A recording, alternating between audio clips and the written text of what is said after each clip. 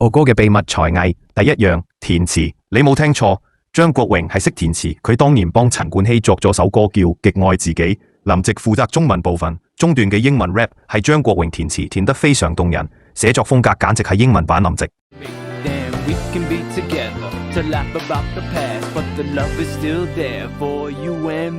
哥哥嘅神秘才藝，第二樣服裝設計。張國榮生於服裝世家，佢爸爸係上世紀30年代香港洋服大王，幫過白蘭度訂製洋服。10幾歲，張國榮諗住幫爸爸間鋪整埋女裝系列，於是喺英國大學讀時裝，成績勁到拎埋獎學金。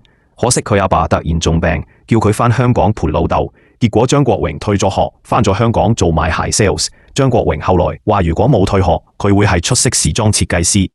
哥哥嘅秘密才藝，第三樣星探。張國榮睇人好準，喺1994年電台訪問，佢話古天樂係郭富城同劉德華嘅合成體，個型好好做。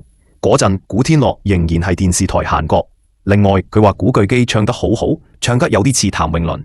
佢話只要古巨基揾到自己風格，10年後要紅不難。除此之外，張國榮話過睇好張柏芝、謝霆鋒同埋陳冠希，佢嘅原因又簡單又有說服力，就係因為佢哋靚，所以大有前景。結果佢哋有兩個拎咗視帝視后，一個做咗潮神，可見張國榮星探眼光一流。